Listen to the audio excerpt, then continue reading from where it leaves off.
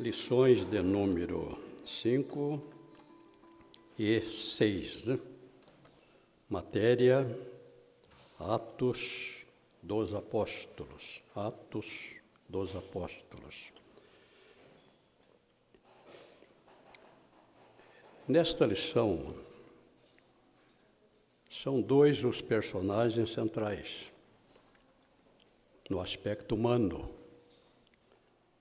Pedro e Paulo. Mas por uma questão didática, nós vamos fazer uma alteração aqui no esquema. Vamos falar tudo sobre Pedro e deixar Paulo para as 4 últimas lições. Pedro aparece até o capítulo 12 e o Paulo entra no capítulo 9 de Atos. Então, hoje nós vamos falar apenas sobre Pedro. E nas 4 últimas lições, estaremos então falando sobre Paulo. E para falar de Pedro, eu quero que você abra sua Bíblia no Evangelho de Mateus. Abra sua Bíblia no Evangelho de Mateus e nós iremos falar aqui de Pedro. Mateus capítulo 16. Mateus capítulo 16. O Senhor Jesus está com seus 12 discípulos em Cesareia de Filipe e no sopé do Monte Hermon. O Monte Hermon, no extremo norte de Israel, faz divisa. São 3 países que se encontram no mesmo lugar. A Síria, o Líbano à esquerda, a Síria à direita e Israel ao sul. O Senhor Jesus vai tratar de um assunto de suprema importância. Ele vai fazer a revelação da sua igreja. Então nós temos aqui Mateus 16, começando no versículo 17.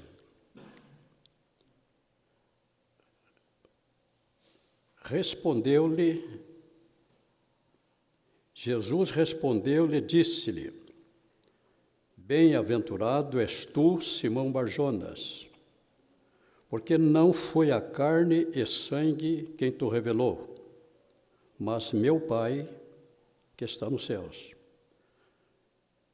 Pois também eu te digo que tu és Pedro. Pedro aqui, no grego, está Petros. Então Jesus teria dito, tu és Petros. Petros é um pedregulho, uma pedra pequena. E depois ele diz, sobre esta pedra. Agora é Petra. Petra é uma rocha. Petra é uma pedra muito grande. Sobre esta pedra edificarei a minha igreja. E na sequência ele vai dizer para Pedro, e eu te darei as chaves do reino dos céus. Eu te darei as chaves. Perceba que o artigo está no plural. É claro que o substantivo também tem que estar no plural. Eu te darei as chaves do reino dos céus. Mateus nunca usa a expressão reino de Deus. Eu já expliquei isso para vocês. Mas os outros evangelistas usam a expressão reino de Deus. Mateus não usa reino dos céus porque Deus apareceria ali com o nome de Javé. E esse nome para os judeus é impronunciável. Então, o reino é o mesmo. Então, o que é o reino de Deus? O que é o reino de Deus? O reino de Deus é atemporal. Ele existiu desde antes da fundação do tempo, porque Deus é um rei eterno. E o reino de Deus é universal. Ele ocupa todo o universo. E o Senhor Jesus vai dizer a ele que vai dar a Pedro as chaves do reino do céu ou do reino de Deus. É importante nós entendermos isto. Este é um curso básico. Curso básico, a gente começa explicando as coisas simples. Eu acredito que todos vocês já conhecem isto, mas é um curso básico. Então, para que serve uma chave? Para que serve uma chave? Chave tem apenas uma utilidade. Abrir. A porta está fechada, você tem a chave, você abriu. Então, eu posso adiantar para vocês que são duas chaves. A primeira chave, Pedro usou no dia do Pentecoste, capítulo 2. Pedro usou a primeira chave. Ele abriu o reino de Deus para os judeus. E no final da pregação, quase 3.000 já estava no reino de Deus. Pedro usou a primeira chave. A segunda chave, Pedro usaria no capítulo 10 de Atos dos Apóstolos, na casa de Cornélio. Ali todos, com exceção daqueles irmãos que foram com Pedro, todos eram gentios. Não havia um gentio no reino de Deus. Mas depois que Pedro começa a ministrar a palavra de Deus, o reino de Deus se abriu para os gentios.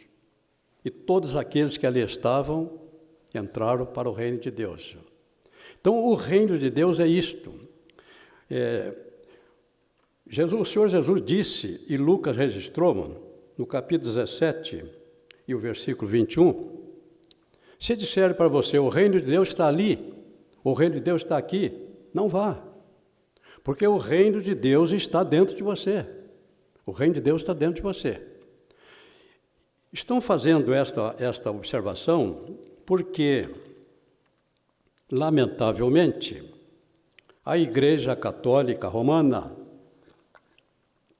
criou uma celeuma em torno disto, em torno da chave de Pedro. E a Igreja Católica Romana criou a tradição de que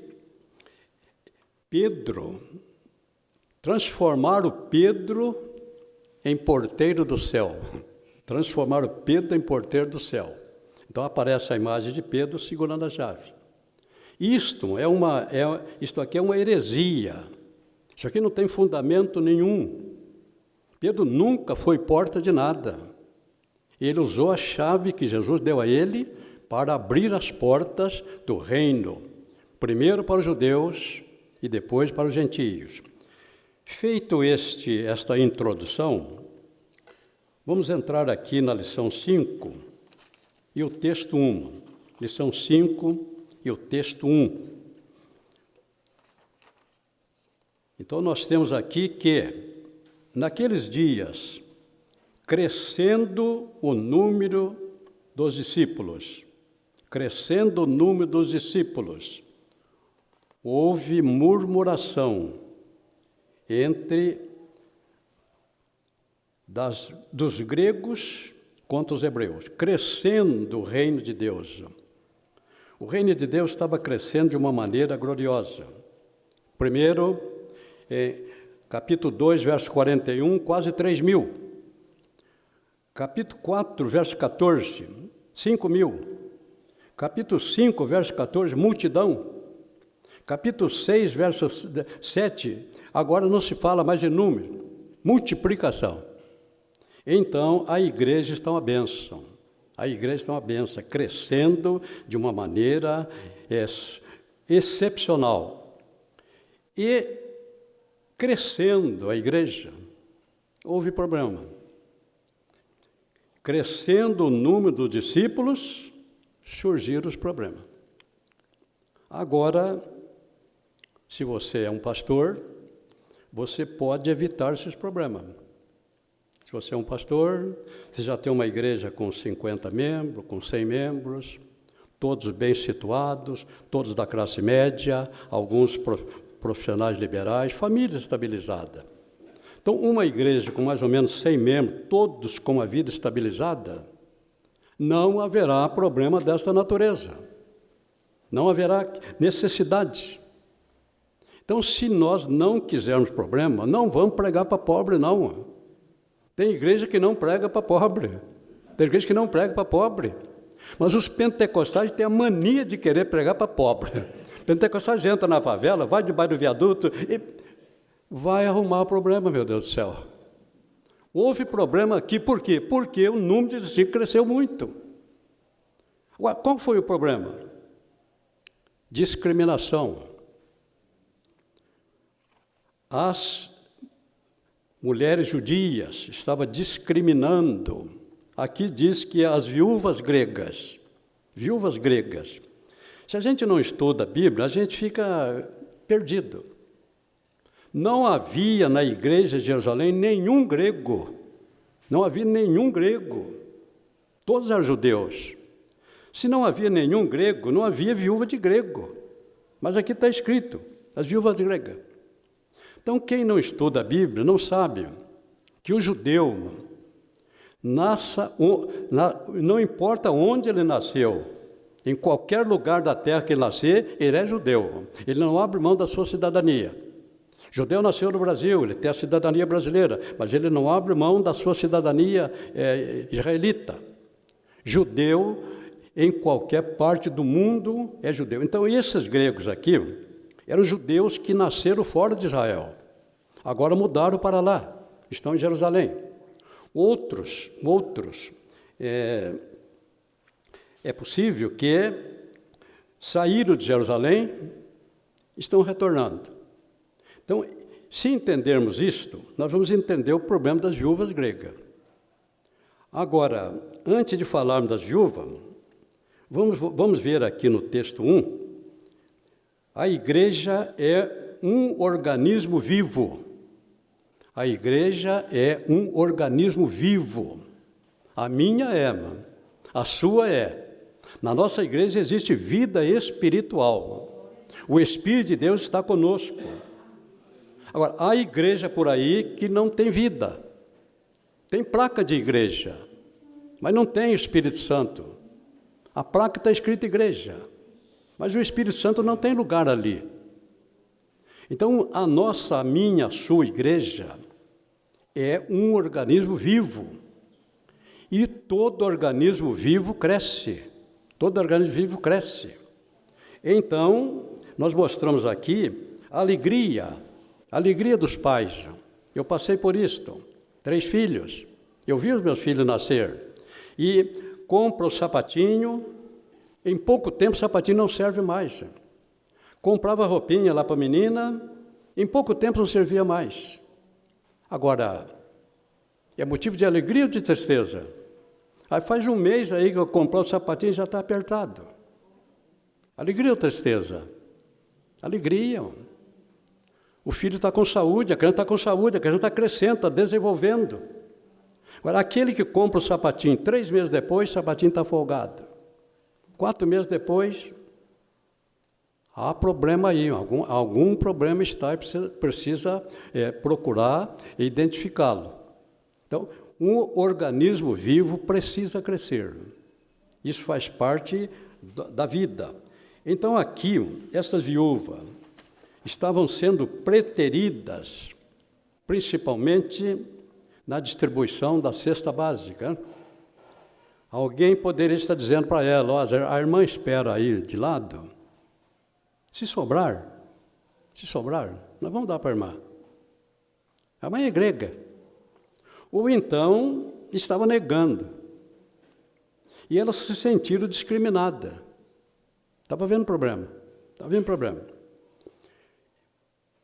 E esse problema já estava generalizado. Porém, os apóstolos não sabiam. Isso é importante a gente observar, porque ainda hoje, muitas vezes, há problema nas igrejas. Esta igreja aqui é uma igreja sede, E existe cerca de umas 80 igrejas filiadas. Em cada uma delas tem um pastor. Então, se houver um problema numa dessas igrejas, e às vezes todo mundo está sabendo, especialmente agora com o problema da internet, todo mundo está sabendo do problema. E há até quem diga, e o pastor não toma providência nenhuma. E o pastor não toma providência nenhuma. Mas alguém levou o problema para o pastor? Alguém levou? O pastor não é onisciente. Aqui os apóstolos vão reconhecer que eles não conheciam o problema. Eles não estavam sabendo. Agora, alguém levou o problema para eles. Agora nós vamos ver como eles trataram do problema. Então, o apóstolo Paulo nos ensina sobre isto. O apóstolo Paulo, na sua segunda viagem missionária, ele esteve em Corinto. Ele permaneceu em Corinto 1 ano e meio. Ele fundou uma igreja ali. Ele era apóstolo. Ele era apóstolo. Apóstolo é um dos 5 dons ministeriais. Está lá em Efésios 4:11. Ele mesmo deu uns para apóstolos, outros para profetas, outros para evangelistas, outros para pastores e outros para mestre. São 5 dons ministeriais. Paulo era apóstolo. Qual é o ministério do apóstolo? O ministério do apóstolo contempla pelo menos 3 coisas. Primeiro, o apóstolo funda a igreja. Ele chegou em Corinto, não tinha um crente, um cristão. Ele começou a pregar a palavra. De repente, ele começou a ganhar as pessoas. E de repente, um grupo formou a primeira igreja. Esse é o primeiro trabalho do apóstolo.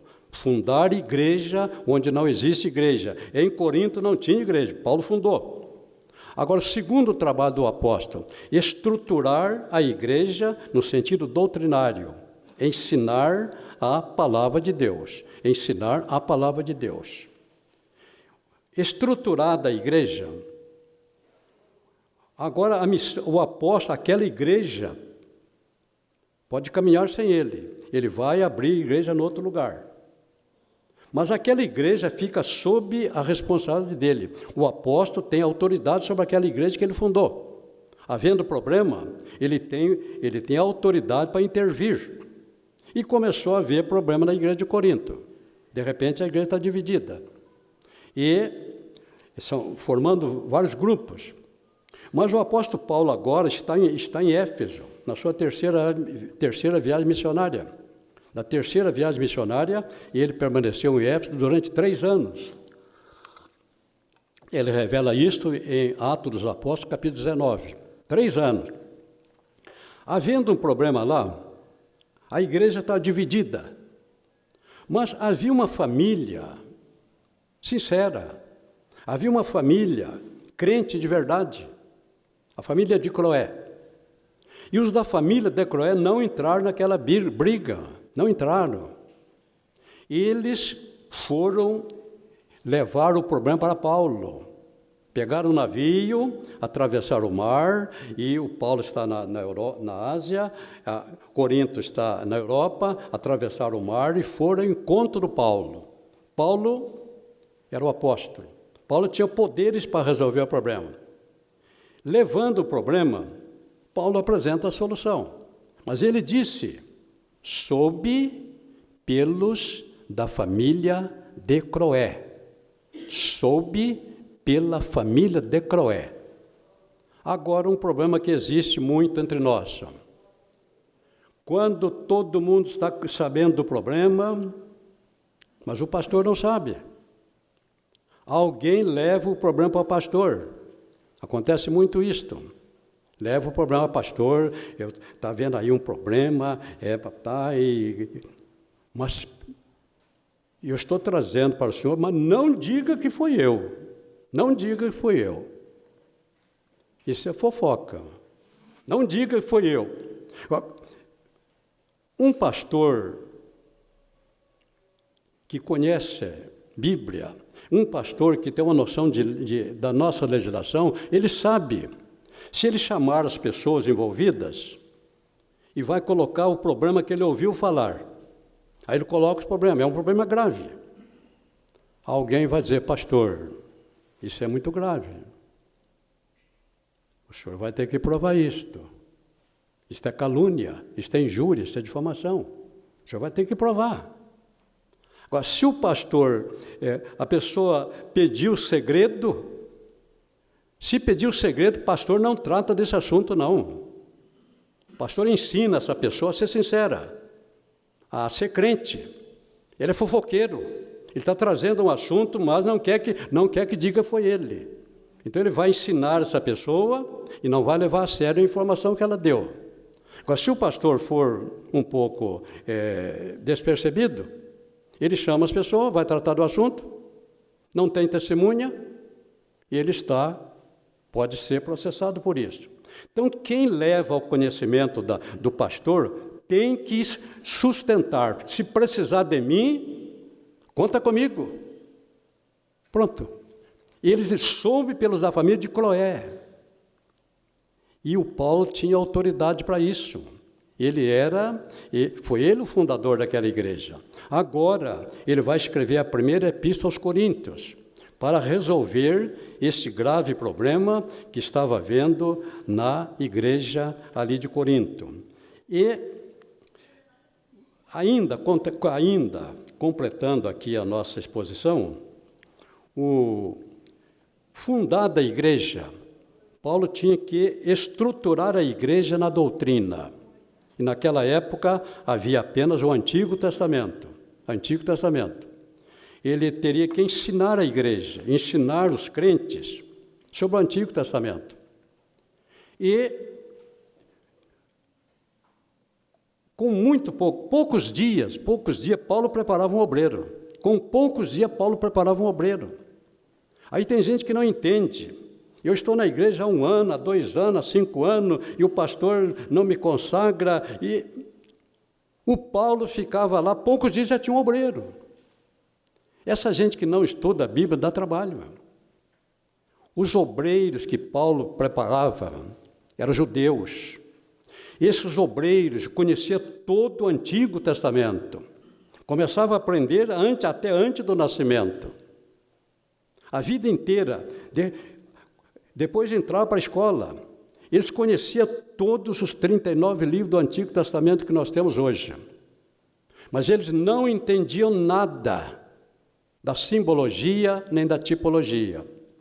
Agora, receberam o Espírito Santo, eles têm a mente de Cristo, Paulo vai mostrar para eles. Eu posso começar lá em Gênesis, no capítulo 1. Comecinho de Gênesis. Paulo está ensinando a igreja. Essa igreja, a maioria é judeus. Os irmãos sabem por quê? Sabem por quê? Vocês sabem, naquela época não tinha capítulo, não tinha versículo, mas vamos imaginar que tivesse. Vocês sabem por quê? No capítulo 5 de Gênesis, está escrito que Adão teve filhos e filhas, dezenas. Mas por quê? Somente 3 receberam o nome. Somente por que a Bíblia registra apenas o nome de 3? Nenhum judeu sabia. Essa revelação não tinha tido ainda. Aí o Paulo vai explicar. Sabem, Deus precisava de 3 nomes. Dos filhos de Adão, Deus precisava de 3 nomes. Deus precisava do Caim, para representar o pecador fugitivo de Deus. É esse povão que está lá fora, descendente de Caim. Para a salvação dessa gente, Jesus teria que vir, mas ele teria que viver aqui na terra como homem. Aí nasceu Sete. A Bíblia diz que os 7, as obras eram boas, a do Caim eram más. E porque as obras de Caim, de Abel eram boas, a de Caim era má, Caim matou Abel. Pronto. Abel viveu e morreu. Representando Jesus, homem, nasceu em Belém de Judá, morreu na cruz do Calvário. Agora, se não tivesse o terceiro homem, como é que nós íamos falar da ressurreição de Jesus? Aí nasce o 7. Quando Abel desce para a sepultura, o 7 sobe para a vida. Agora a cabeça de todos os judeus que estava ali abriu. Isso aqui sabia de cor, mas não sabia simbologia. O apóstolo Paulo pode percorrer a Bíblia, o Antigo Testamento com eles, eu gostaria de poder fazer isso, contar a história de Abraão, eles conheciam toda. Abraão mandou o servo Eliezer, numa terra distante, procurar uma moça, uma noiva, para o seu filho. Eles conheciam isso. Abraão mandou Eliezer foi, encontrou Rebeca, preparou Rebeca, levou Rebeca, entregou para Isaac. Tudo isso eles conheciam. Agora o Paulo vai dizer, mas olha, isso aqui tem uma simbologia. Abraão representa Deus Pai. O filho Isaac representa Jesus. O enviado Eliezer para encontrar a noiva representa o Espírito Santo. E a noiva representa a Rebeca. Agora abriu a cabeça deles. Abriu.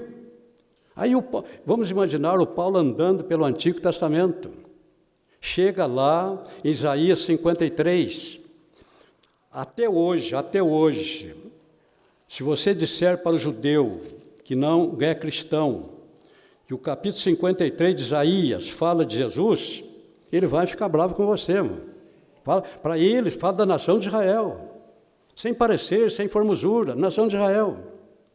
Aí o apóstolo vai dizer para ele, olha, vocês aprenderam que Isaías, é claro que não tinha capítulo, nós estamos aqui tratando do assunto em tese.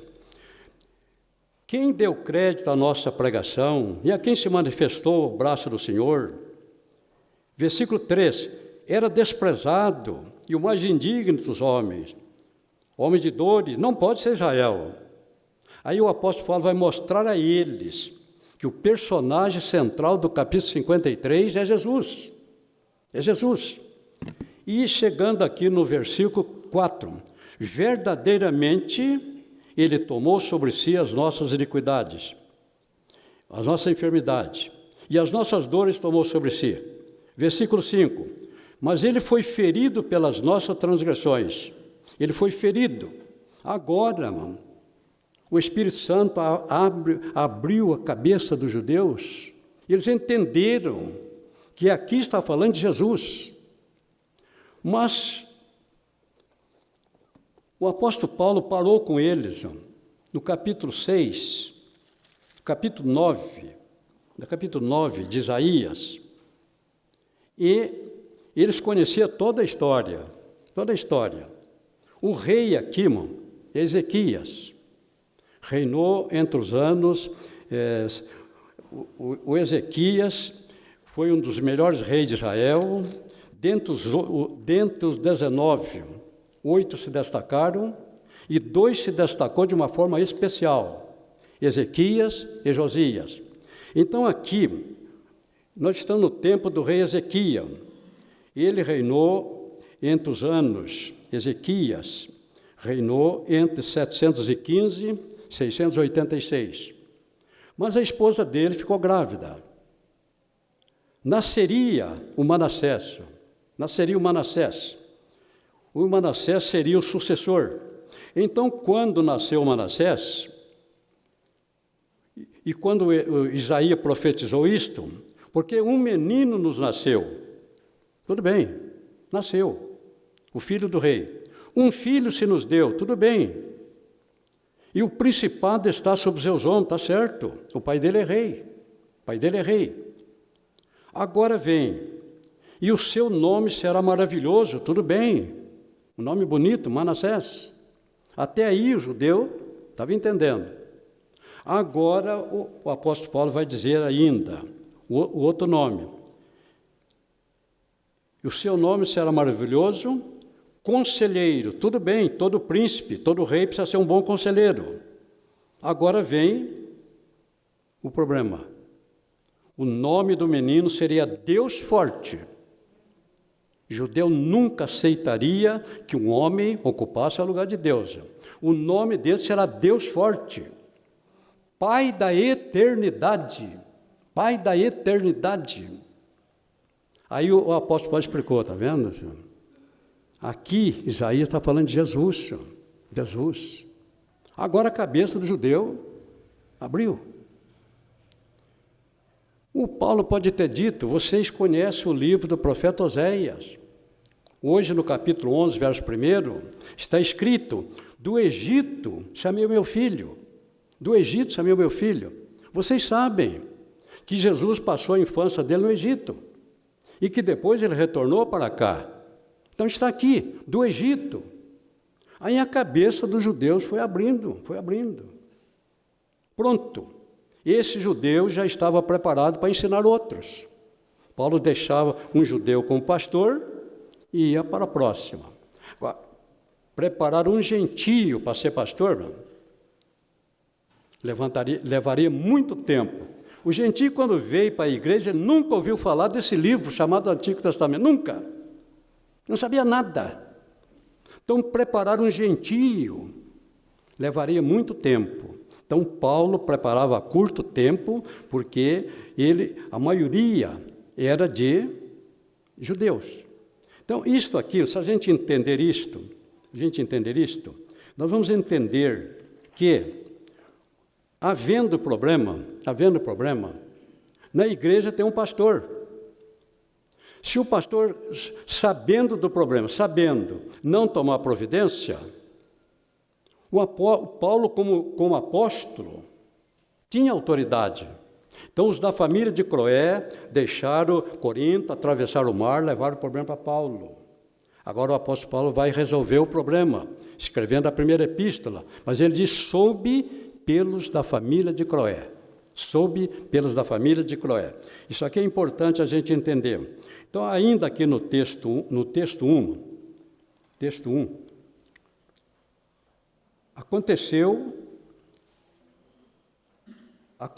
acontecido este problema, e pensar que tem gente que pensa que todo judeu é rico, né?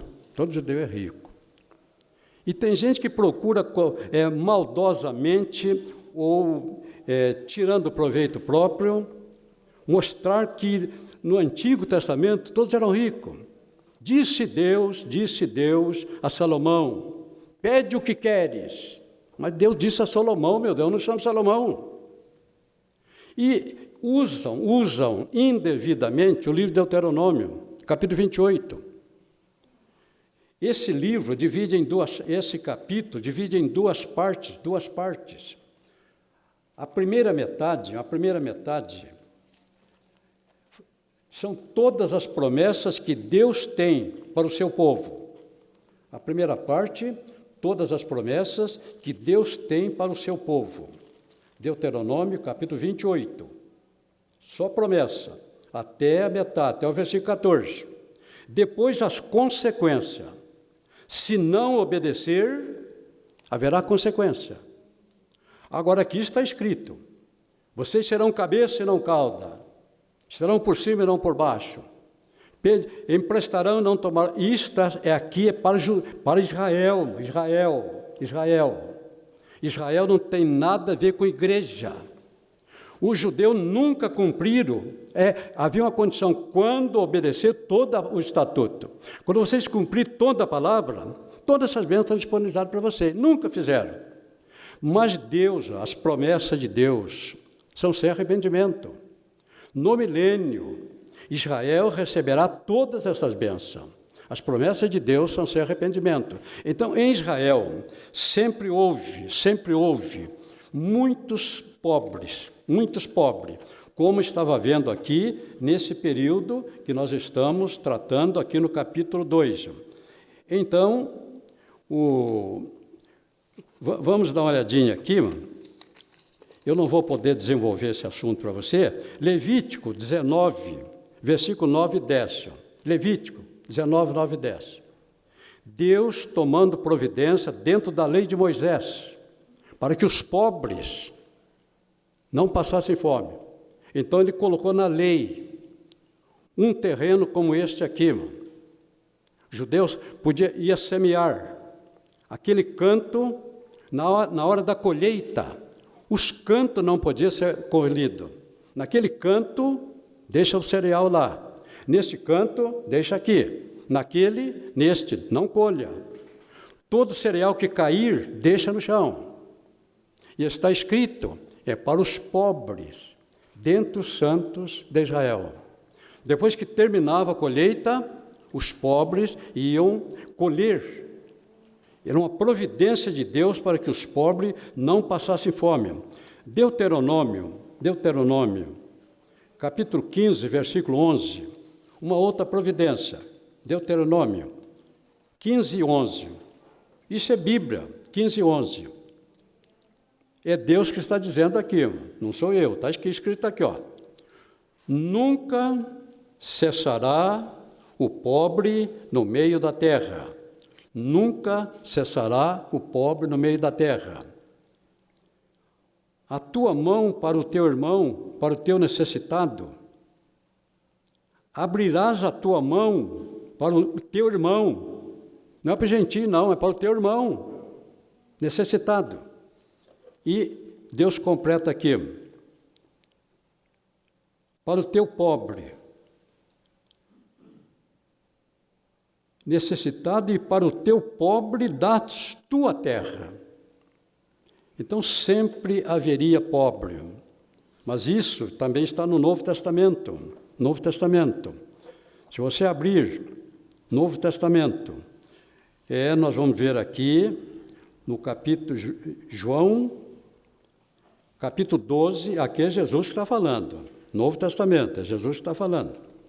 João, capítulo 12, o Senhor Jesus vai dizer aqui, no versículo, João, capítulo 12, ele vai dizer aqui, está escrito aqui na nossa Bíblia, João 12, vamos encontrar João 12, versículo 6. 12 e 6, 12 e 8. 12 e 8 parece que foi o que eu anotei aqui, 12 e 8, deixa eu ver. Pode ser que não seja. Isso aqui é Novo Testamento, 12 e 8. Não, não é o 8. Não, é 12, eu estou no 12 e 8. Ora, ele disse isto, não pelo cuidado que tivesse dos pobres, porque era ladrão, e não é este aqui que nós queremos. O Senhor Jesus vai dizer que os pobres, vocês sempre vão ter os pobres com vocês. É 8? 8 e 11? 12 e 1? 12 e? Ah, sim, 12 e 8. Porque os pobres sempre os tendes convosco. Os pobres sempre os tendes convosco. Os pobres ainda estão entre nós. Então, essa doutrina que ensina que todo mundo tem que ficar rico, alguma coisa está errada. Então,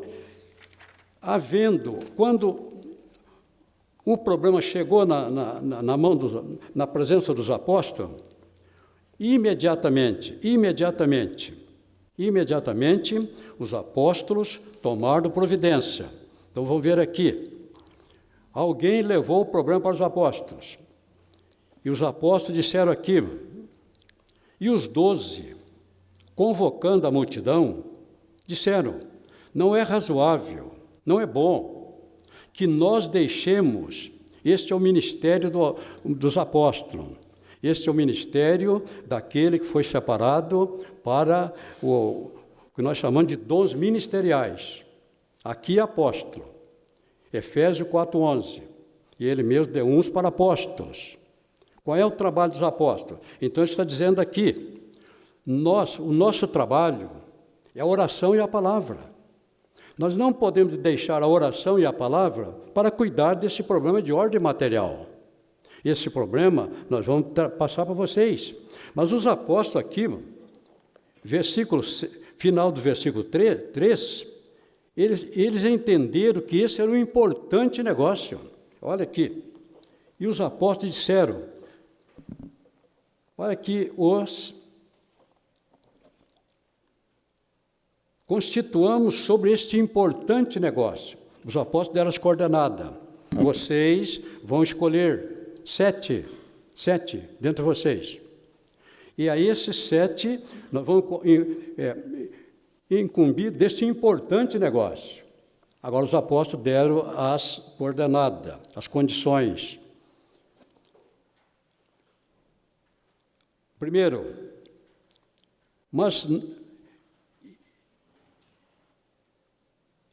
como é que está aqui? Escolha dentre vós 7 varões de boa reputação. De boa reputação, nome limpo, gente séria. Os 7 varões que têm uma vida limpa. O vizinho não tem nada que falar sobre ele. A família não tem nada que falar dele. De boa reputação, de um bom nome. Tudo bem. Segunda condição. Cheios do Espírito Santo. Irmão Pedro, nós estamos falando de alimento para a viúva. Tem que ser cheio do Espírito Santo? Tem, meu filho. Tudo que você for fazer na igreja, você tem que ser cheio do Espírito Santo. Se você não for cheio do Espírito Santo, você vai fazer de você mesmo, vai dar errado. Deu para aprender? Eu quero ser diácono. Procure preencher essas condições. Vê se o nome está limpo. Vê se ninguém tem nada contra você. Vê se você não precisa cortar a volta de ninguém. Se você pode passar em frente à padaria, em frente ao açougue, de cabeça erguida. Isso é boa reputação. É cheio do Espírito Santo. Ninguém enche do Espírito Santo automaticamente. Tem que ter uma vida santa. E a terceira, cheio do Espírito Santo e de sabedoria. Irmão Pedro, nós temos aqui pouca gente com faculdade. A maioria aqui não tem faculdade. Meu filho, eu não estou falando de sabedoria humana. Eu estou falando de sabedoria espiritual. Essa, se você não tiver, depois o Tiago ensinaria. Se você não tiver, peça a Deus. Se você não tiver sabedoria, peça a Deus. Aqui é sabedoria espiritual. 3. E escolher o 7. Agora, do sétimo, aqui não tem a doutrina. A doutrina para os apóstolos seria dado.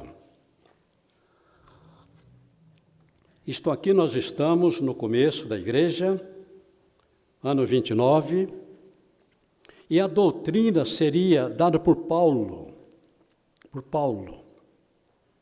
No finalzinho do ano 63, ou começo de 64, cerca de 30 anos depois, coube a Paulo estruturar a doutrina bíblica para os presbíteros e também para os demais obreiros.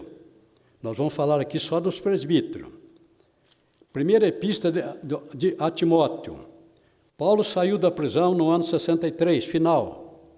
Ele volta para o campo missionário. Passa por Chipre, deixa Tito como pastor em Chipre. Chega em Éfeso, a igreja está com um problema. Ele deixa Timóteo como pastor. Mas esses 2 obreiros estavam assumindo uma igreja autônoma pela primeira vez. Eles eram auxiliares de Paulo. Agora, eles vão pastorear uma igreja. E o Paulo fica preocupado com eles. Deixando Timóteo lá em Éfeso, ele pega o navio, volta para a Europa, vai provavelmente para Filipe, e de lá ele escreve as 2 epístolas pastorais. Uma para Tito e a outra para Timóteo.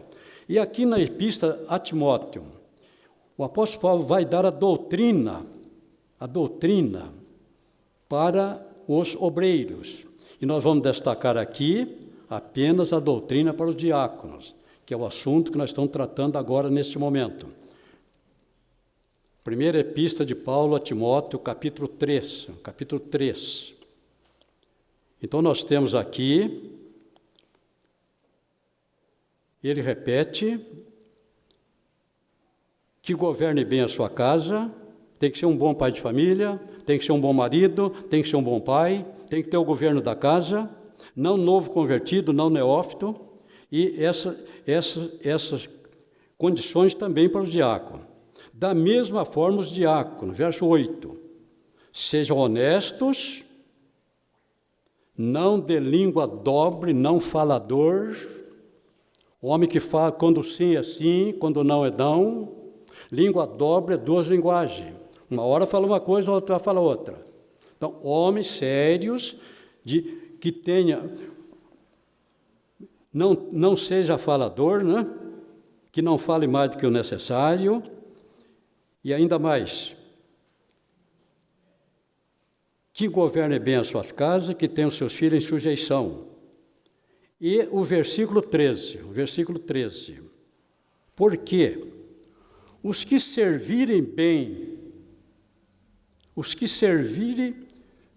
porque os que servirem bem como diáconos, adquirirão para si uma boa posição e muita confiança na fé que há em Cristo Jesus. Os que servirem bem como diáconos adquirirão para si uma confiança, uma boa posição e muita confiança na fé que há em Cristo Jesus. Os que servirem bem. Então vamos ver aqui onde é que nós estamos aqui no nosso esquema. Os que servirem bem. Agora, dois desses 7 se destacaram, serviram bem. 2 serviram bem.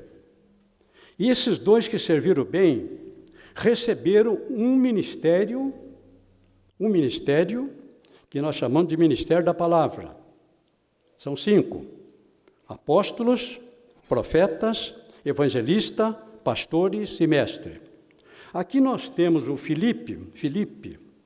Esse Filipe, pelo trabalho que ele fez, como excelente diácono, quando a igreja deixou Jerusalém, ele também teve que deixar Jerusalém. Ele foi para Samaria.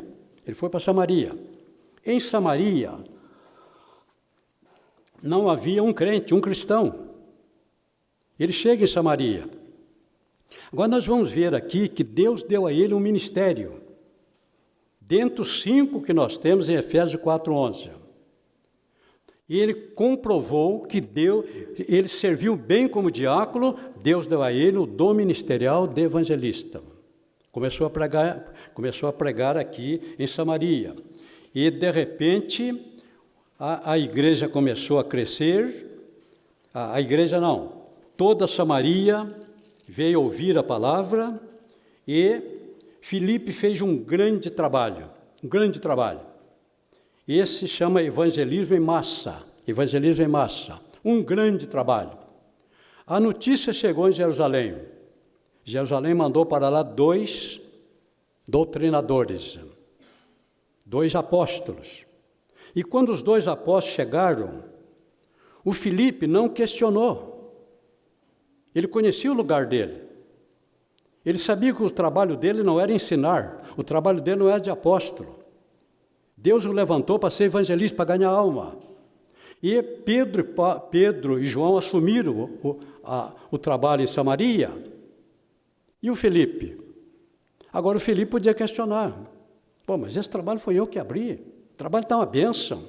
A multidão está chegando, o Espírito Santo está operando, gente está sendo curado, libertado. Esse trabalho está uma bênção, eu não vou entregar, não. Você nunca ouviu falar isso, não? Que um pastor, quando precisa ser removido, não, aqui a igreja está uma bênção, Jesus está abençoando, as almas estão se entregando, a igreja está crescendo, não vou sair daqui, não. Vocês nunca ouviram, né?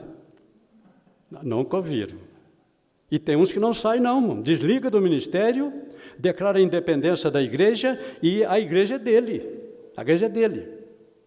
Mas aqui não aconteceu, não. Filipe entendeu que o tempo dele ali estava terminado. O tempo dele já está terminado. Agora, no versículo 26, e o anjo do Senhor falou a Filipe dizendo, o anjo do Senhor falou a Filipe dizendo, e sempre quando a Bíblia fala anjo do Senhor, é sempre Jesus, o anjo do Senhor. O anjo do Senhor falou a ele dizendo, ele ficou ali esperando, ele ficou ali. Mas Deus veio imediatamente, o Senhor veio falar com ele. Agora vamos ver o que falaram com ele. Aqui. O anjo do Senhor disse a Filipe dizendo, levanta-te e vai para a banda do sul, ao caminho. Olha, Deus sempre dá o endereço certo. Deus deixou claro aqui para onde ele teria a ir. O homem de Deus não pode sair andando. O homem de Deus precisa andar na direção do Espírito Santo.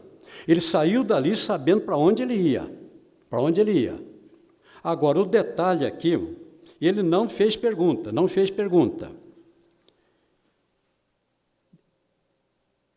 E levantou-se e foi. Mas o anjo do Senhor havia dito a ele aqui o seguinte, vai para a banda do sul, ao caminho que desce de Jerusalém para Gaza, que está deserto. O Senhor está mandando ele para um caminho que está deserto. Se você pensar que ser obreiro é fácil, não acredita não. O obreiro anda na direção do Espírito de Deus. O obreiro, há momentos que ele não sabe, ele não está entendendo nada. Filipe não está entendendo nada. Ele está num grande trabalho, de repente vai para uma estrada que está deserta. Jesus, será que eu ouvi bem? Ele vai para um lugar que está deserto? Ele não perguntou nada não, mano.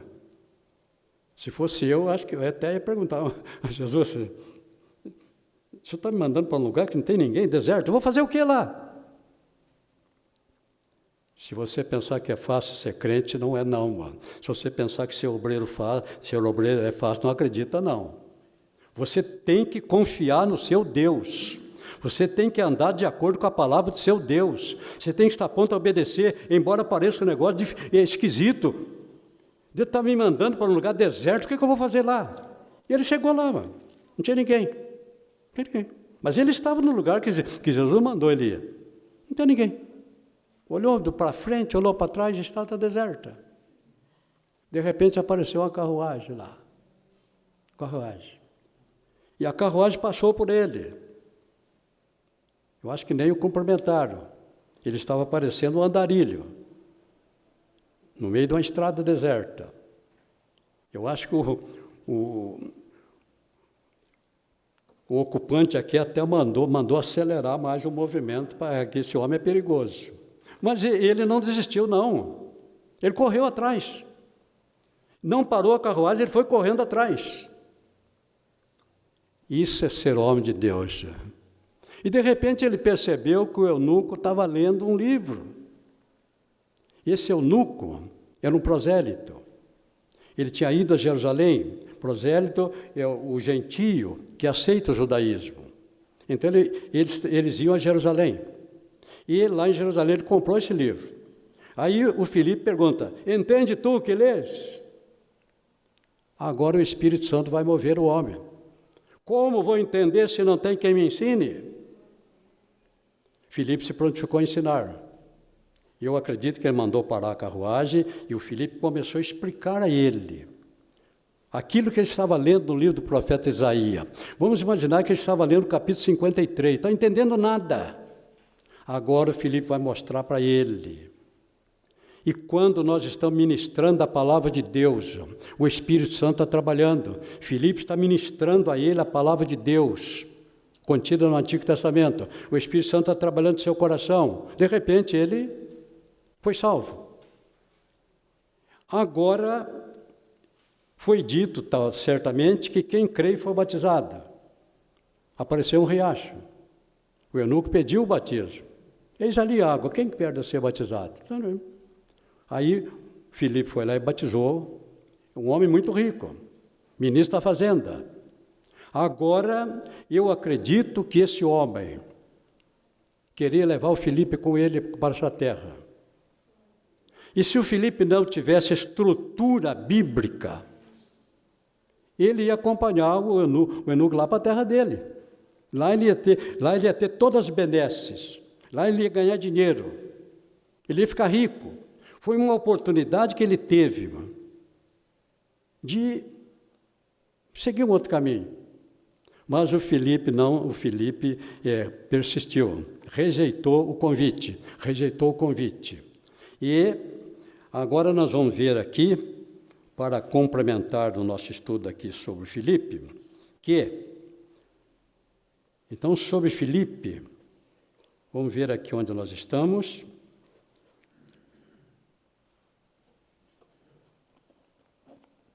Agora, mais ou menos 30 anos depois, um pouco mais de 30, Paulo está retornando da terceira viagem missionária, ano 59. E o Filipe, por causa do Paulo, teve que deixar Jerusalém. Quando ele saiu de Jerusalém, ele saiu com a roupa do corpo, perdeu tudo. Como os demais, saiu com a roupa do corpo. Fixou residência em Cesareia. Agora o Paulo está retornando da terceira viagem, e ele desembarca em Cesareia. É um porto marítimo, é uma grande cidade. Nós estivemos lá. E Filipe morava em Cesareia. Capítulo 21, verso 8.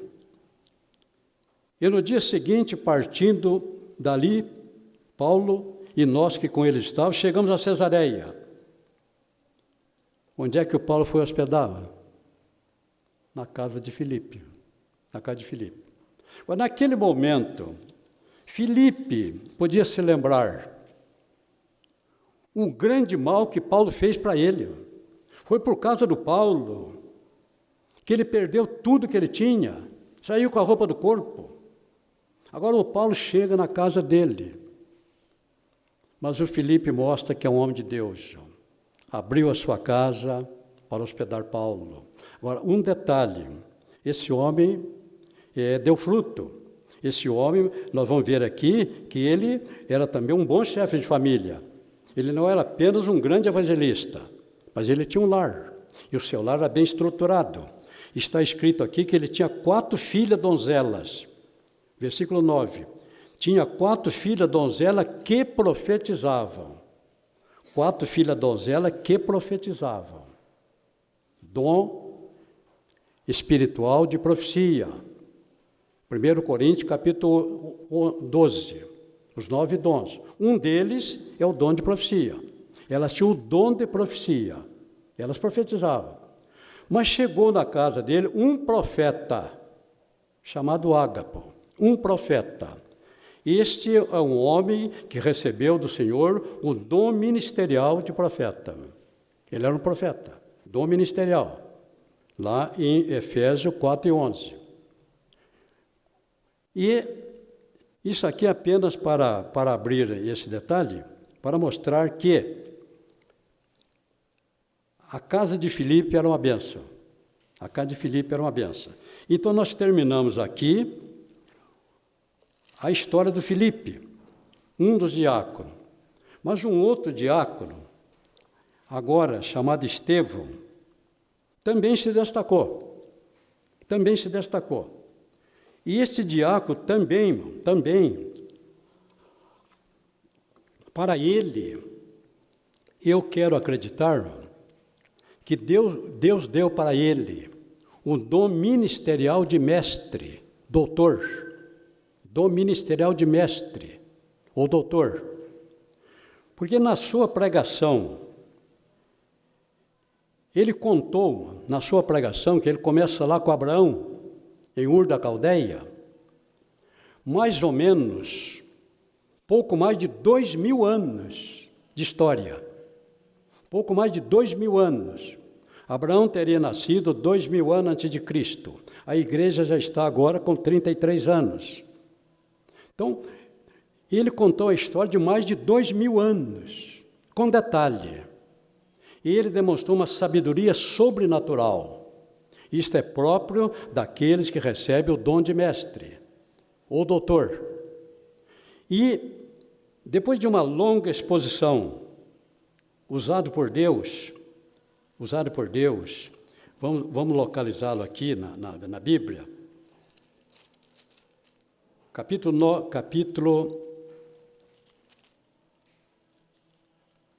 o Estevão aqui está,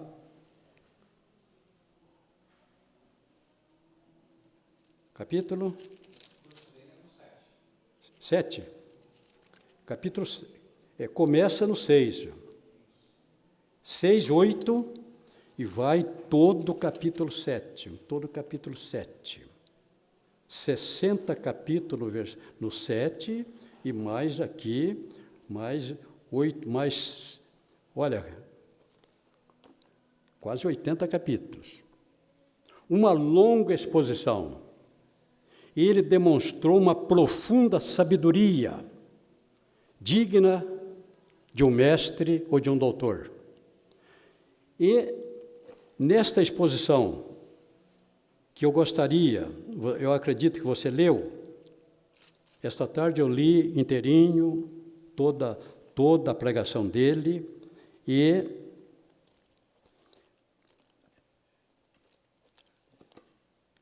já aconteceu comigo. Antigamente a gente pregava muito. Então, quando era convidado para pregar um domingo, era uma tortura durante a semana. A gente tinha que se preparar, buscar a mensagem, orar. Aí, no domingo, a gente pregava a mensagem. E, de repente, no final da mensagem, fazia um apelo, não entregava ninguém. Eu ficava frustrado. Não entregou ninguém. Agora, depois que eu entendi o que aconteceu aqui com Estevão, se eu pregar, fizer apelo, ninguém se entregar para Jesus, mas também ninguém me bater e não me matar, já estou ganhando. Porque aqui, depois de uma poderosa mensagem, em que o Espírito Santo estava inteiramente presente, em que Jesus, esse Jesus, que segundo Marcos, ao retornar para o céu, ele assentou-se à direita de Deus. Mas ao que parece, quando Estevão levantou para pregar, Jesus se colocou em pé. E Estevão, no final da mensagem, ele vai declarar: eis que vejo os céus abertos, e o Filho do Homem está em pé à mão direita de Deus. Em Marcos 16 e 19, diz que ele retornando ao céu, ele assentou-se à direita de Deus. Agora ele está em pé, ouvindo a mensagem a grande mensagem de Estevão. Agora, o Senhor Jesus precisava de um vaso. E eu vou voltar com vocês aqui para entender o que aconteceu com Estevão. Eu vou voltar aqui em Atos dos Apóstolos, capítulo 1. Atos dos Apóstolos, capítulo 1. Se eu entender isto aqui, eu vou entender o que aconteceu. Por quê? Por que aconteceu isso com Estevão? O Senhor Jesus aqui, Atos 1,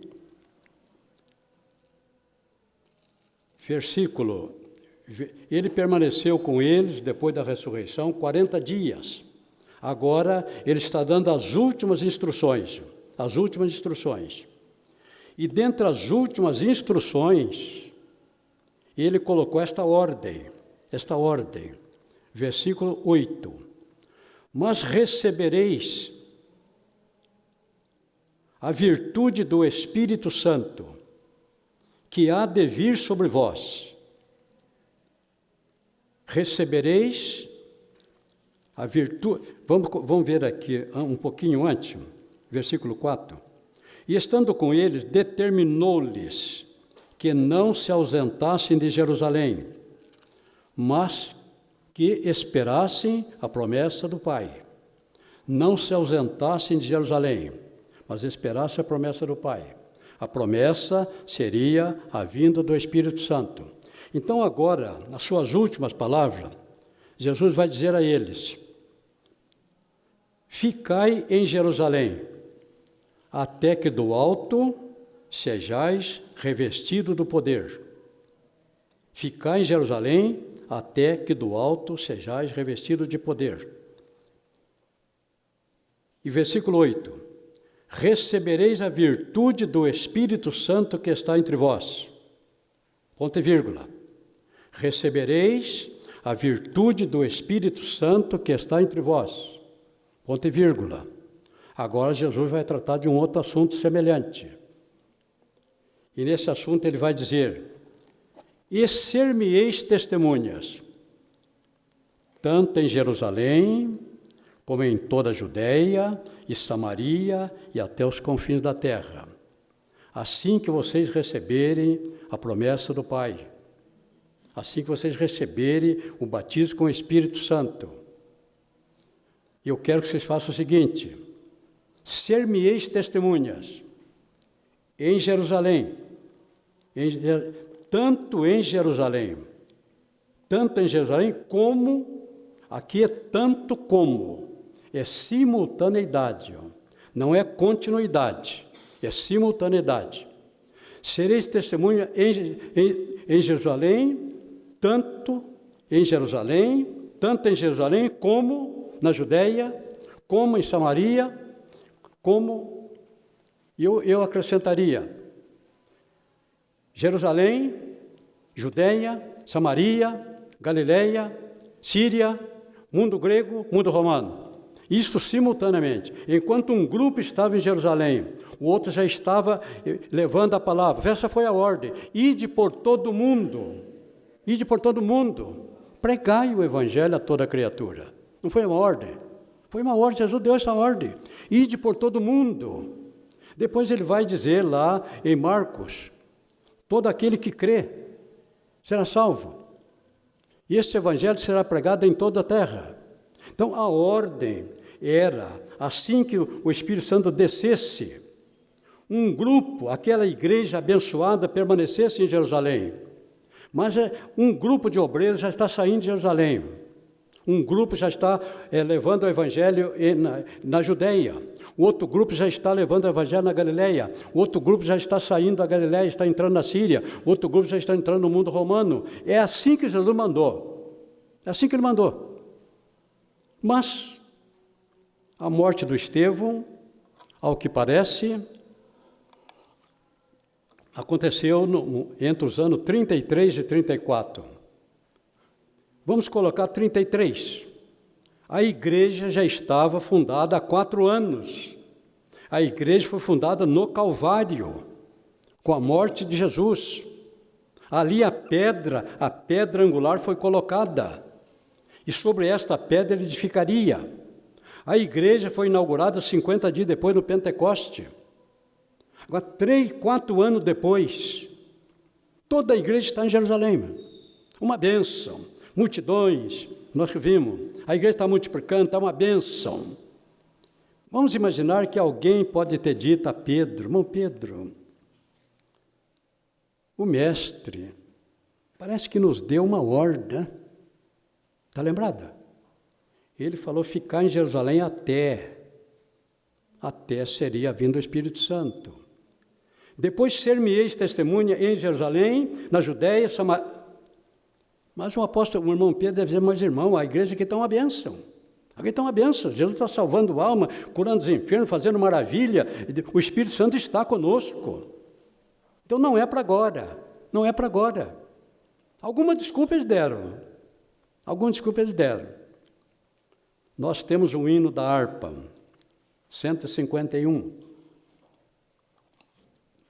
E esse hino diz o seguinte: fala-me suavemente, fala com muito amor, fala suavemente, fala com muito amor. Agora, às vezes Deus fala suavemente, com muito amor, e a gente não dá ouvido. Então Deus tem que falar mais alto. Deus tem que falar mais alto. Agora Deus vai falar muito alto. Se não ouviram a voz mansa e suave de Jesus, agora Ele vai levantar a voz. E para isto Ele vai precisar de um vaso. Para isto já estava no seu propósito. Um homem morreria. E vamos imaginar que ele conversou com Estevão. Estevão, eu estou precisando de você. Ó Senhor, conta comigo.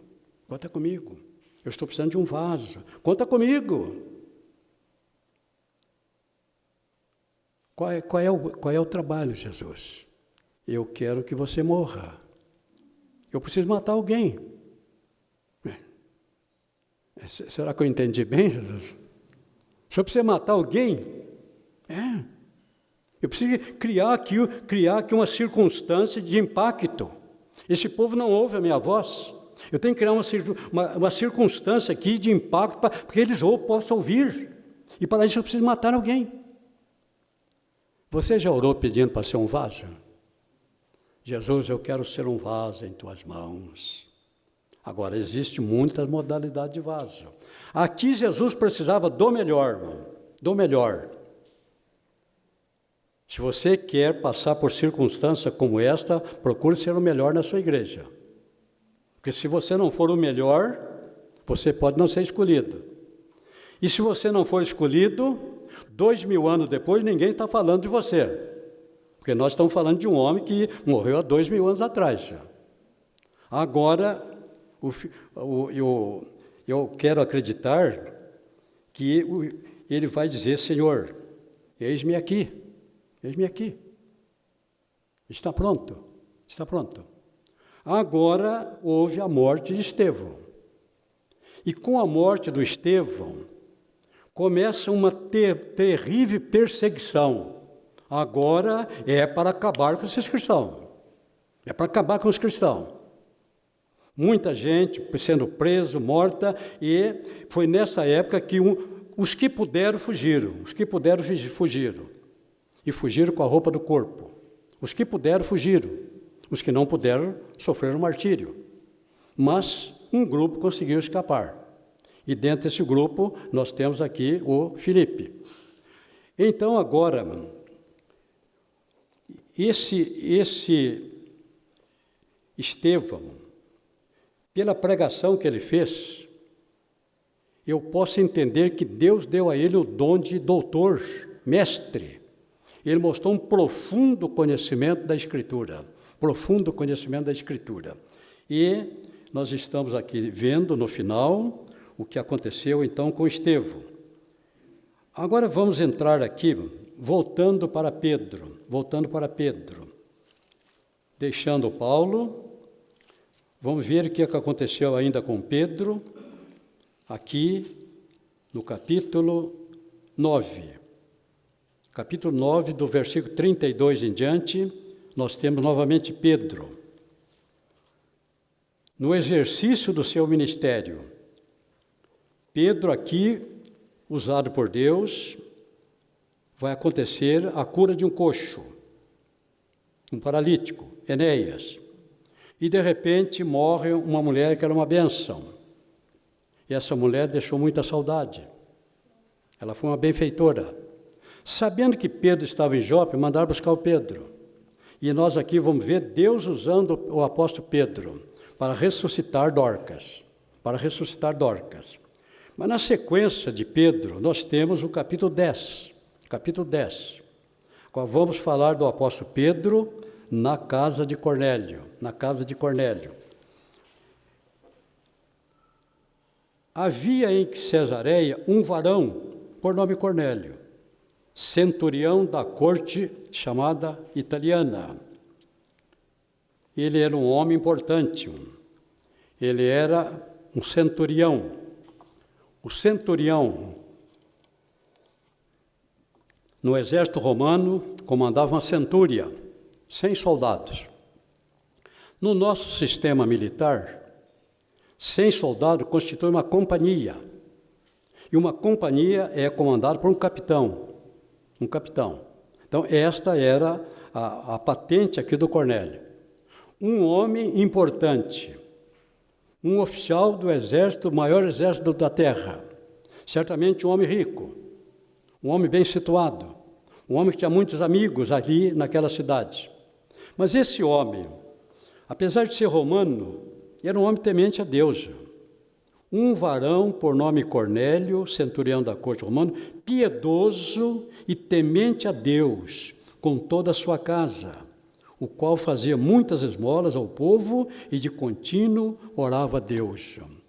Ainda existem homens que não são crentes, não são filhos de Deus, mas são religiosos, praticam uma religião. E na prática da sua religião, ele vai fazer o que Cornélio fazia, é piedoso, é temente a Deus. Ele dá esmola, ele ajuda o pobre, ele faz as suas orações.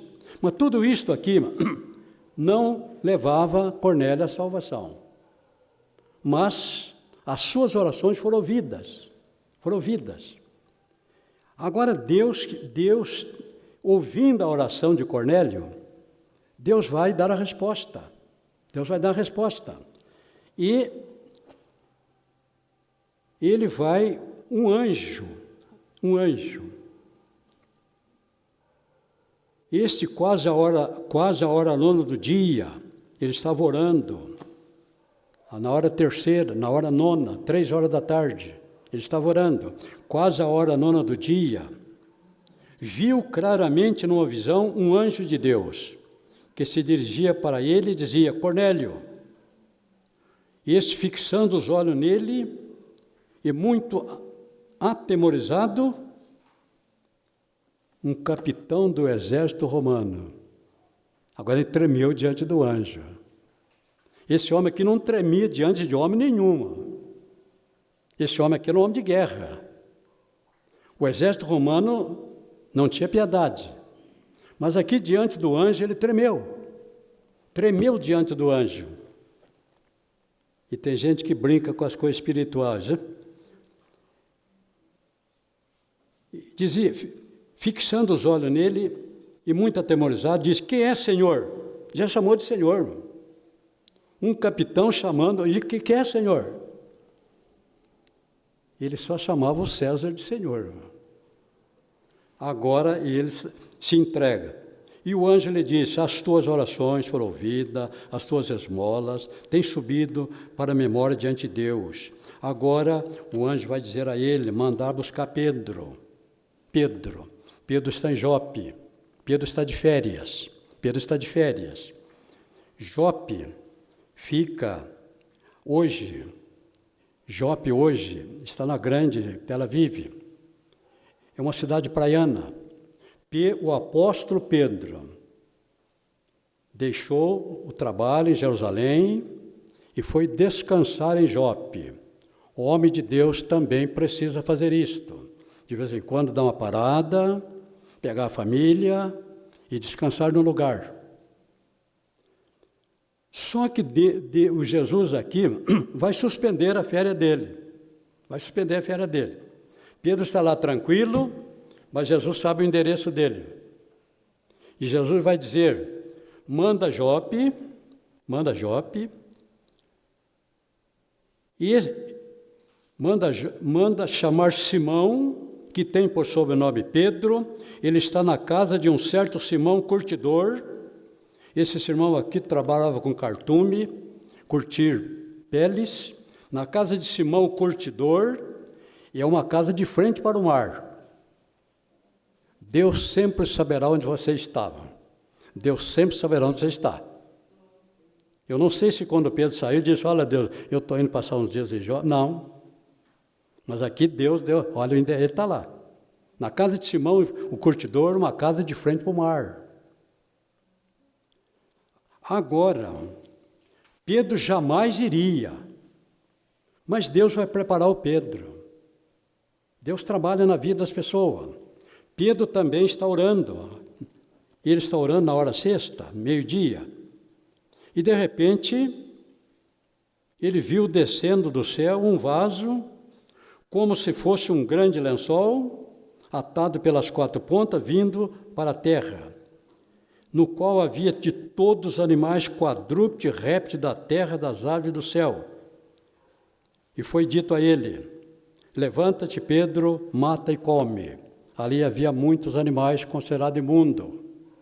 E Pedro reagiu: eu jamais comi alguma coisa que fosse imundo. Agora o Senhor vai mostrar para ele: não faça imundo aquilo que Deus purificou. O Pedro não entendeu nada.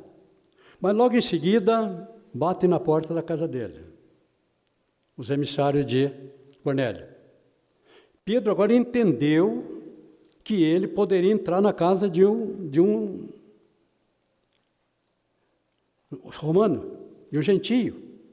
A barreira estava quebrada. E Pedro não questionou. Foi. Chegando lá, Pedro vai ministrar a palavra de Deus. Pedro vai ministrar a palavra de Deus. E enquanto Pedro ministrava a palavra de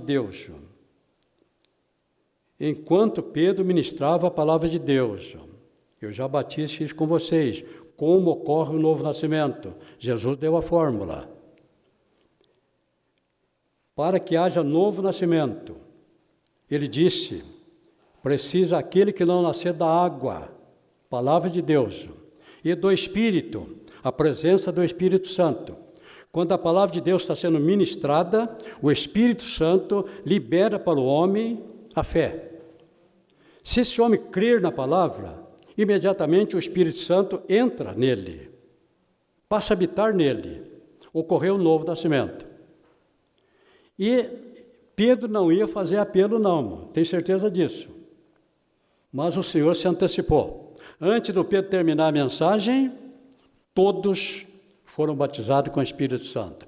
Todos falaram em línguas estranhas. Nunca houve e não haverá batismo com o Espírito Santo sem a salvação. A salvação veio no momento em que eles creram. No momento que eles creram, o Espírito Santo passou a habitar neles. Agora sim, eles podiam receber a segunda maior promessa, que é o batismo com o Espírito Santo. E aconteceu. Agora Pedro não teve dúvida. Mas vamos finalizar a história de Pedro, finalizando a história de Pedro, no capítulo 12. Capítulo 12, agora no ano 44, o imperador é Herodes, mas não Herodes o Grande, é claro. Herodes o Grande morreu no ano 14. Ele foi nomeado governador da Judéia por César no ano 37 a.C. e morreu no ano 14. Esse é o Herodes do tempo de Jesus. Agora é o filho dele. E o filho dele aqui é o Herodes Agripa. Herodes Agripa primeiro. Depois vai ter o neto. Então Herodes, para agradar os judeus, mandou prender o Tiago. Esse é o Tiago, irmão de João, filho de Zebedeu. E ele mandou matar Tiago. Matando Tiago, os judeus se alegraram. A morte de Tiago, aquele nazareno, que eles não gostavam dele, alegrou os judeus. E o Herodes aqui era político. Político faz tudo para agradar o povo, né? Especialmente véspera de eleição. Vendo que o povo se gostou, ele mandou prender o Pedro. Eu vou matar mais um. Mandou prender o Pedro. E a morte do Pedro aconteceria logo depois da Páscoa. Ele não ia ser morto no dia da Páscoa. Mas ele mandou guardar Pedro em segurança máxima, dentro de uma prisão, acorrentado e guardado por 4 quaternas. Cada período de 6 horas, 4 soldados. Segurança máxima. Mas a igreja estava lá na casa de Maria, no cenáculo, orando. A igreja estava orando. Pedro sabia que ia ser morto. O Tiago foi morto, ele sabia que ia ser morto. Agora aqui você vê, ele sabia que ia ser morto, deitou e dormiu profundamente. Isso é o resultado da paz de Deus que está no nosso coração. Essa paz de Deus nós não vamos perder nunca. Ele sabia que ia ser morto. Ele deve dizer, eu quero morrer descansado. Deitou e dormiu profundamente. Mas a igreja está fazendo oração e Jesus mandou socorro. O anjo, de repente, entrou na prisão. Os soldados todos adormeceram. Aí ele soltou Pedro lá da prisão, desatou todas as correntes, e Pedro se trocou, mandou Pedro colocar, se ataviou. Agora, quando o anjo entrou, a porta da prisão não abriu não. Agora para o Pedro sair precisava abrir. Pedro estava no corpo humano. Então a porta se abriu.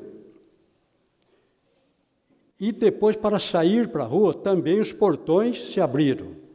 Porque Pedro, o anjo não pegou Pedro e levou por cima da grade, não. O que o homem pode fazer, Deus não faz por ele. Então as portas se abriram, os portões se abriram.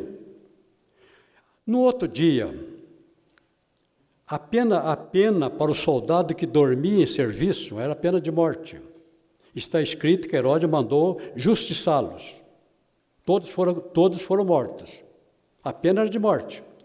Pedro vai à casa de Maria, onde a igreja está orando. Pedro, vou resumir aqui a história, sendo recebido, um grupo de pessoas orando, ele contou tudo o que havia acontecido com ele. Mas o pastor da igreja, Tiago, não estava presente. Então Pedro vai dizer que para eles deixou uma saudação para o pastor Tiago. Está aqui no versículo 17.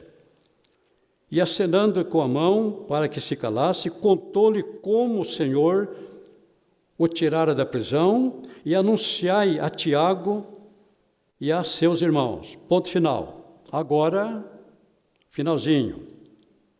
E saindo, partiu para outro lugar. E saindo, partiu para outro lugar. A Igreja Católica Romana inventou esta história. Isso faz parte do ensino deles. Quando Pedro saiu de Jerusalém, ele foi para Roma. E lá em Roma se tornou o primeiro Papa.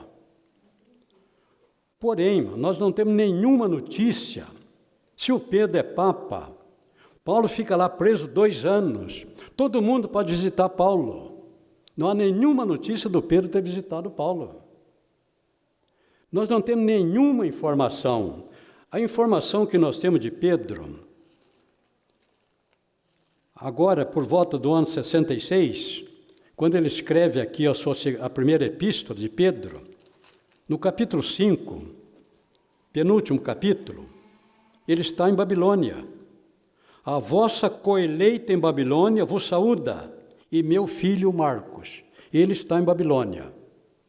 Depois disso nós não sabemos. Então, estas são as informações bíblicas a respeito de Pedro. Saindo dali, foi para outro lugar. Não está escrito em lugar nenhum que ele tenha ido para Roma. Essas são as invencionices da Igreja Católica Romana. Da Igreja Católica Romana. E chegamos então aqui ao final da nossa lição e da história de Pedro. Na próxima aula começaremos então a contar a história de Paulo. 4 lições para Paulo. Passamos já 2 minutos. Então a oração aqui será rápida, né? E eu vou fazê-la. Soberano Deus, graças te damos, Senhor.